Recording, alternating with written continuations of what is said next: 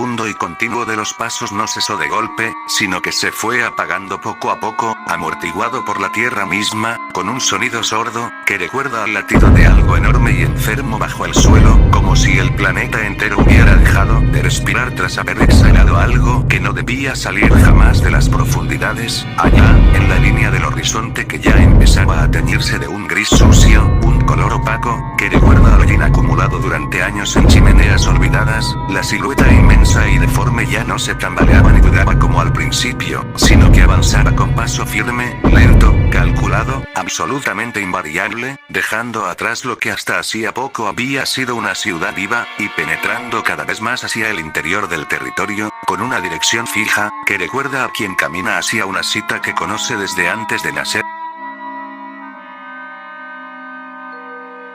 El aire que lograba colarse por los resquicios de las ventanas reforzadas y protegidas del edificio no traía brisa alguna, sino una masa espesa metálico y dulzón, que recuerda a la sangre seca mezclada con aceite quemado y azufre viejo, que irritaba la garganta al primer respiro, dejando en la lengua un sabor amargo, que recuerda a haber lamido monedas de cobre oxidadas durante mucho tiempo, el mismo aroma que habían descrito los pocos supervivientes que lograron huir de la niebla que cubrió la costa, a kilómetros de distancia del mar. Dentro de los muros gruesos y solemnes del recinto de la Dieta Nacional, la desesperación no se gritaba ni se mostraba a gritos, sino que tomaba la forma fría y tangible de papeles impresos a toda prisa, tomos de leyes encuadernados en cuero oscuro, un tono marrón apagado, que recuerda a la tierra de los cementerios después de la lluvia, mapas desplegados y decisiones que en cualquier otro momento serían meros trámites, pero que en ese instante tenían el poder de salvar o de condenar a millones de seres humanos. Esta reunión se convocó y dio comienzo de forma inmediata, apenas 3 minutos después de que el centro de comunicaciones oficial confirmara por tercera vez la criatura no se había detenido, no había retrocedido, y mantenía su rumbo sin desviarse ni un solo grado. La sala es de dimensiones considerables, con paredes enteramente revestidas de madera oscura de caoba, un color rojizo profundo y apagado, que recuerda a la sangre que ha secado al aire durante muchas horas,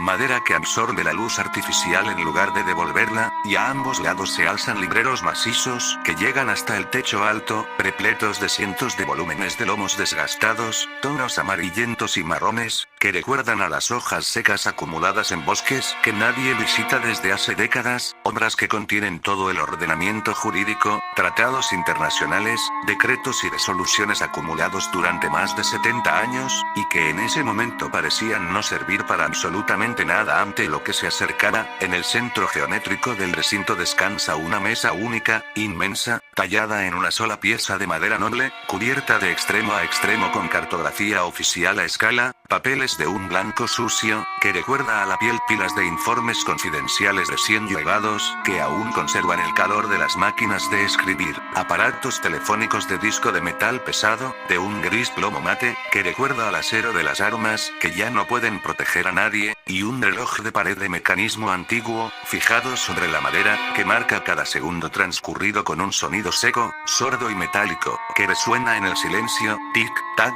tic-tac, un compás constante, que recuerda al goteo lento e incesante de agua dentro de una tumba cerrada, y que recuerda a todos que el tiempo disponible es una cantidad finita, que se agota sin detenerse por nada ni nadie. Alrededor de esa mesa se encuentran sentadas todas las personas con capacidad de decisión del Estado, el primer ministro, con el rostro demacrado, ojeras profundas de un gris casi negro bajo los párpados, manchas oscuras, que recuerda a la sombra que deja algo que ha pasado muy cerca y que no se ha ido del todo, y la camisa blanca ligeramente los hombros, señal de que la tensión lo ha vencido físicamente en muy poco tiempo. El ministro de Defensa, acompañado en todo momento por el jefe del Estado Mayor Conjunto, 2 generales de división y 3 coroneles del cuartel general, todos con uniforme reglamentario impecable, de un verde oliva apagado, que recuerda al color de los uniformes de los que murieron en la guerra y nunca volvieron, pero con las mandíbulas apretadas y la mirada fija en los documentos sin poder concentrarse del todo. El ministro del Interior, de tez pálida, casi cetrina, un tono amarillento, que recuerda a la cera de las velas que se han consumido hasta la mitad.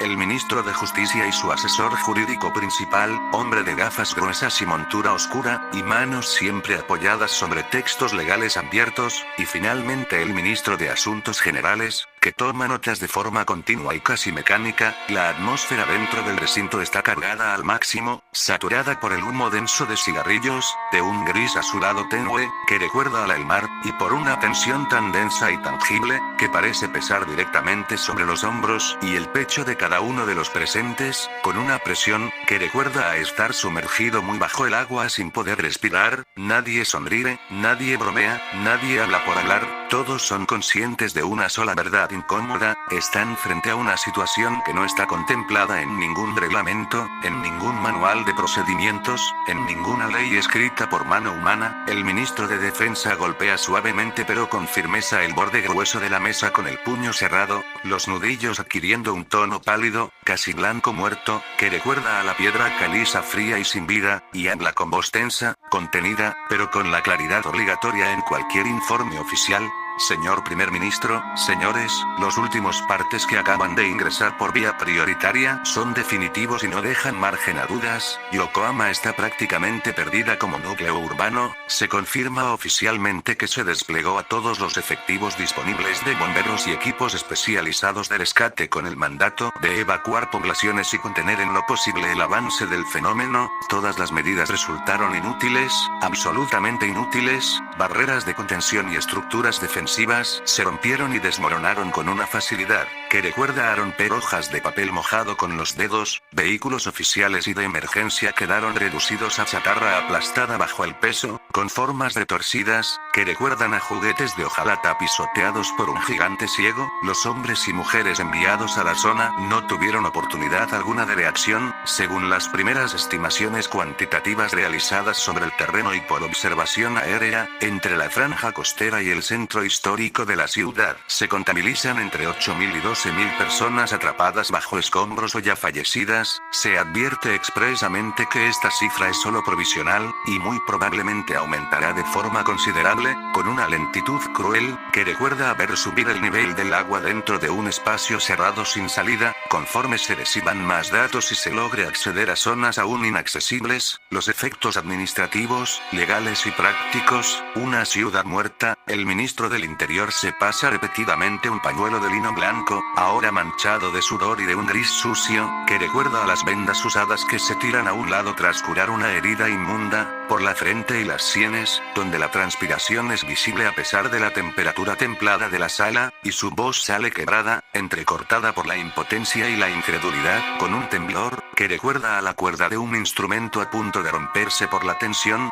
Y ahora bien, ¿qué es lo que podemos hacer realmente?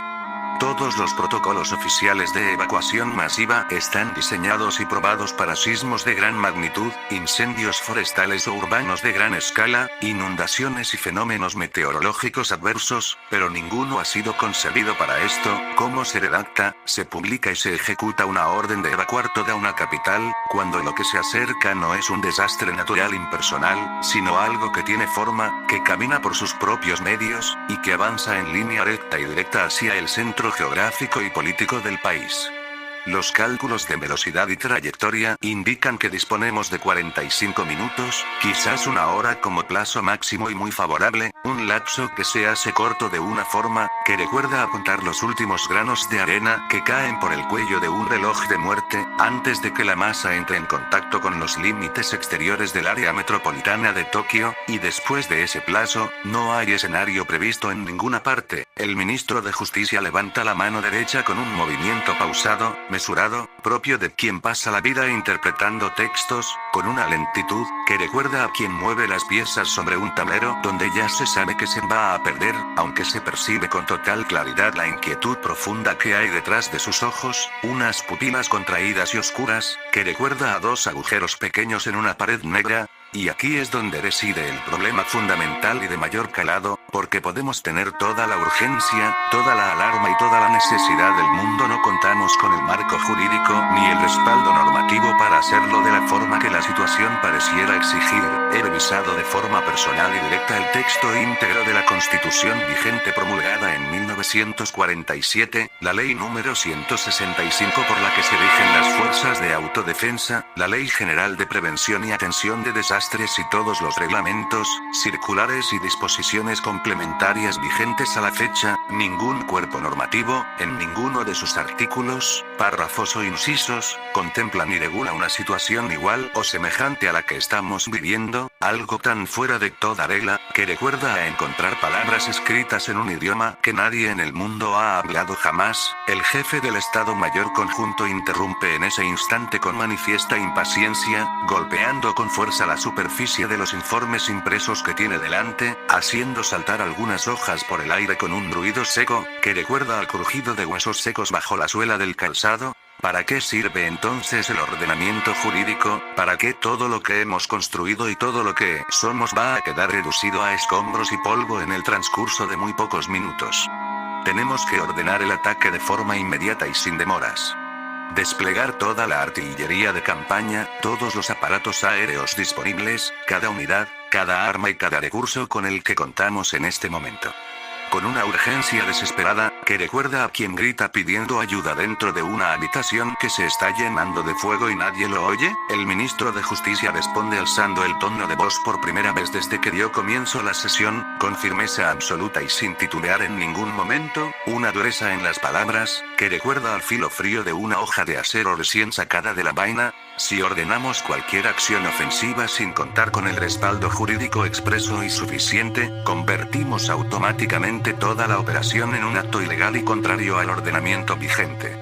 Quiero que escuchen esto con mucha atención y claridad. Según lo dispuesto en el artículo 9 de la Constitución de Japón, el Estado renuncia de forma permanente al uso de la Fuerza Armada como medio para resolver conflictos de carácter internacional. Por su parte, la Ley número 165 del año 1954, norma rectora de las fuerzas de autodefensa, es taxativa y muy clara en el contenido de su artículo 3. Estas fuerzas solo pueden ser movilizadas y empleadas oficialmente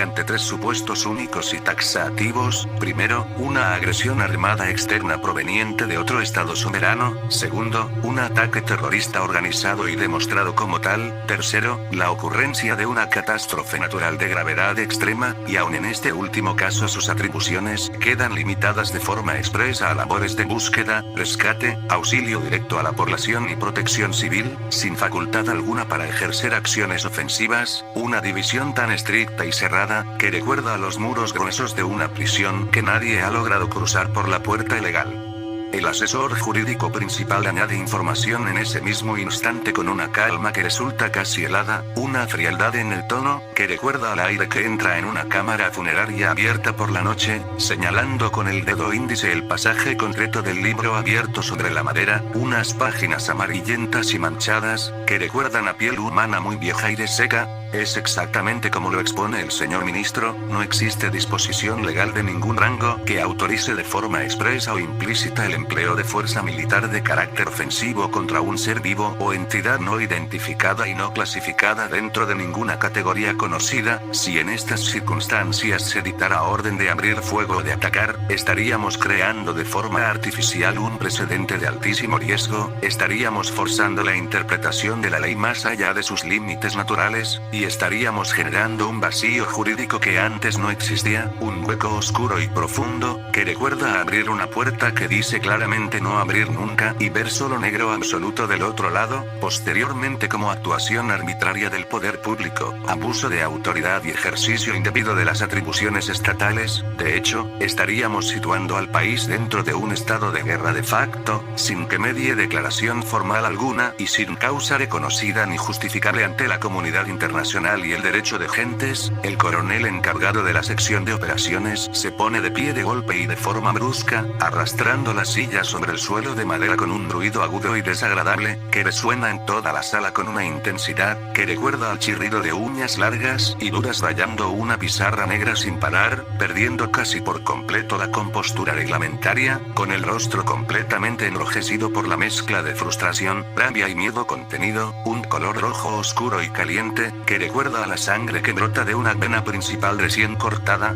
¿Acaso vamos a permanecer aquí sentados, cruzados de brazos, esperando a que esa cosa derribe los muros de esta misma dieta y acabe con la vida de cientos de miles de personas, o un punto y aparte que nos dé permiso para defendernos? Esa entidad ya ha demostrado sobradamente que nada la detiene, que nada la frena, que nada le hace el menor daño, con una invulnerabilidad absoluta, que recuerda a la muerte misma, a la que nadie ha logrado herir jamás con nada de lo que han fabricado los hombres. ¿Es que acaso no representa una amenaza de magnitud suficiente para que se admita una interpretación amplia y extensiva de las normas, atendiendo a la situación de peligro extremo y absoluto en la que nos encontramos?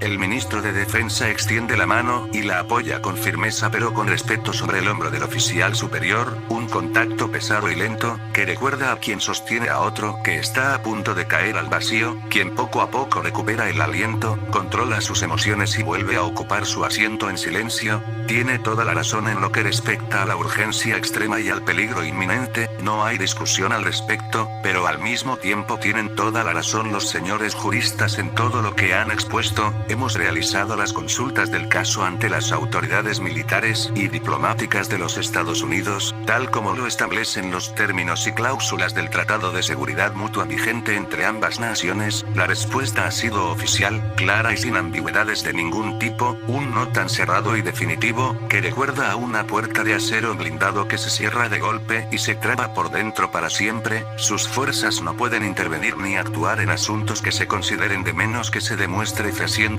que existe una amenaza directa e inmediata contra sus propias tropas instaladas o contra intereses estratégicos calificados como vitales para ellos. Este es nuestro territorio, nuestra población, nuestra responsabilidad histórica y jurídica. Nos corresponde a nosotros buscar la solución y afrontar el problema en primera instancia. Únicamente en el supuesto de que la situación se descontrole por completo y rebase toda capacidad de gestión, podremos entonces elevar la solicitud formal de intervención y apoyo, pero no podemos, bajo ningún concepto, basar nuestra defensa ni nuestra planificación en la espera de ayuda externa que no está garantizada hoy, una esperanza tan débil y lejana, que recuerda a tratar de agarrar el humo con las manos abiertas. En ese momento el primer ministro toma la palabra por primera vez desde el inicio de la sesión, con voz grave, profunda y pausada, un sonido que baja desde el pecho, que recuerda al trueno muy lejano, que anuncia la tormenta que ya no se puede evitar, y solo con el tono y la autoridad de su cargo logra detener cualquier silencio absoluto, un silencio tan denso y completo, que recuerda al momento justo antes de que explote algo muy grande y muy cerca.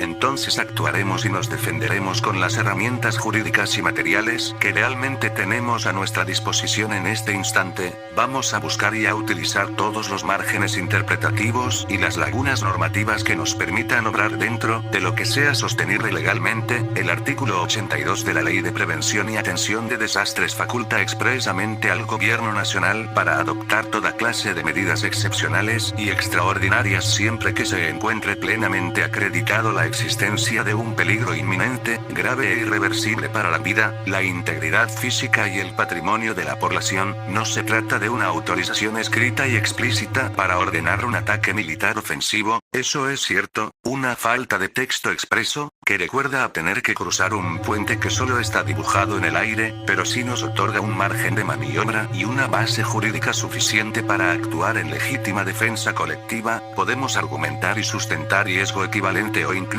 superior al de cualquier fuerza hostil o agresión armada. No es la solución ideal, no es una interpretación cerrada ni perfecta, se trata de una lectura ajustada al límite de lo permitido, forzada hasta el borde mismo de lo que dice la ley, un equilibrio tan inestable, que recuerda a caminar por el filo de una navaja muy afilada sobre el vacío, pero es el único respaldo normativo con el que contamos hoy para dar validez a cualquier medida que se adopte. El ministro del Interior extiende el brazo y señala con el bolígrafo un punto concreto sobre el mapa desplegado, la tinta negra sobre papel blanco, una marca pequeña y solitaria, que recuerda a la única cruz en medio de un campo de tumbas sin nombre, y se nota en su gesto una preocupación que va más allá de lo puramente operativo. Sin embargo, hay una interrogante de enorme importancia que nadie hasta el momento ha podido responder ni siquiera de forma hipotética: ¿por qué razón avanza en línea recta y constante hacia Tokio?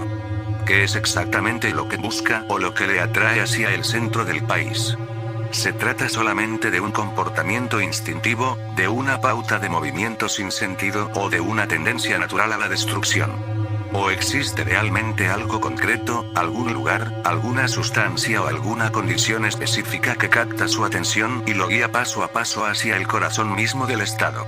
Una atracción fija e invariable, que recuerda a cómo el imán más potente del mundo atrae todo hierro que se acerque a su radio, sin fallar ni una sola vez. El jefe del Estado Mayor niega repetidamente con la cabeza mientras pasa la vista una y otra vez sobre los informes de trayectoria y los datos de observación, un movimiento lento y cansado, que recuerda a quien ya ha mirado demasiado y ya no quiere ver nada más de lo que ve. Hasta el momento no contamos con ninguna explicación de orden científico, lógico o biológico que responda a esa pregunta, pero existe un hecho objetivo, medido y confirmado por todas las fuentes disponibles, que no admite discusión. Su rumbo es invariable y apunta directamente hacia el núcleo de mayor concentración poblacional y política del archipiélago. Llama demasiado la atención esa constancia absoluta en el camino, una rectitud perfecta y extraña, que recuerda a la línea trazada por la propia muerte, cuando ya ha decidido a quién va a buscar, como para que sea pura casualidad, y por consiguiente no podemos comprenderlo todo antes de actuar. El primer ministro se pone de pie lentamente, el crujido de la silla contra el suelo suena excesivamente fuerte en medio del silencio, un ruido áspero y lento, que recuerda a mover un ataúd pesado sobre tablas de madera sin aceite, y empieza a caminar despacio por todo el perímetro de la gran mesa, deteniéndose un instante frente a cada uno de los asistentes y mirándolos fijamente a los ojos, una mirada pesada y seria, que recuerda a quien va a dar una orden que sabe que muchos no van a sobrevivir para contarla. Antes de proseguir,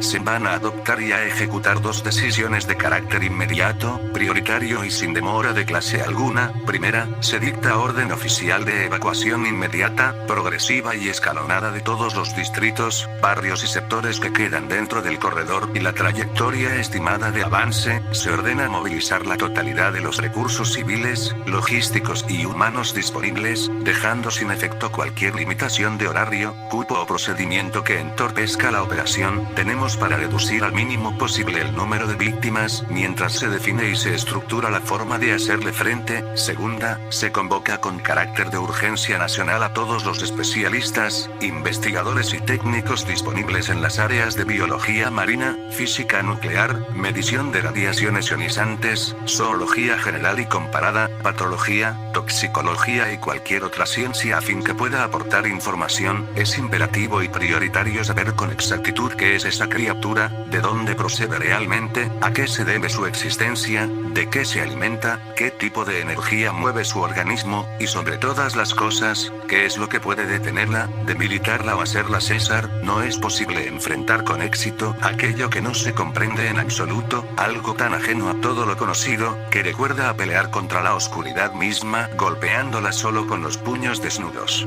En cuanto termina de pronunciar la última frase, un silencio denso, pesado y frío cae por completo sobre toda la sala y se queda ahí estático, una quietud absoluta, que recuerda al momento en que el corazón deja de latir y todo se detiene de golpe, como si el propio aire se hubiera solidificado en un solo bloque helado alrededor de todos. El reloj antiguo de la pared sigue marcando el paso del tiempo que se agota sin compasión. Tic-tac, tic-tac, cada sonido es un instante menos que tienen para actuar, una cuenta regresiva callada, que recuerda a los últimos segundos antes de que caiga el hacha sobre el cadalso. Por fuera de los gruesos cristales, el sol empieza a ocultarse lentamente por el oeste, tiñendo todo el cielo de tonos rojizos oscuros, púrpuras profundas y grises sucios, una paleta de colores enfermizos y violentos, que recuerda a una herida enorme y abierta que sangra sobre toda la bóveda celeste, un color rojo manchado y sucio, que recuerda demasiado a la sangre mezclada con agua que no se apaga solos, y muy a lo lejos, más allá de las colinas, más allá de los campos y de los ríos, recortándose contra esa luz moribunda, se distingue claramente una forma inmensa, oscura y deforme, una mancha negra y sólida, que recuerda a la silueta de una tumba gigante que se ha levantado y camina por sí misma, que no camina rápido ni corre, pero que tampoco se detiene jamás, ni un segundo, ni un instante, sigue avanzando sin pausa, sin prisa, sin cambio de rumbo, con la seguridad absoluta de aquello que ya sabe que su destino está cumplido desde antes de que el mundo supiera que existía, algo que no pertenece a la naturaleza tal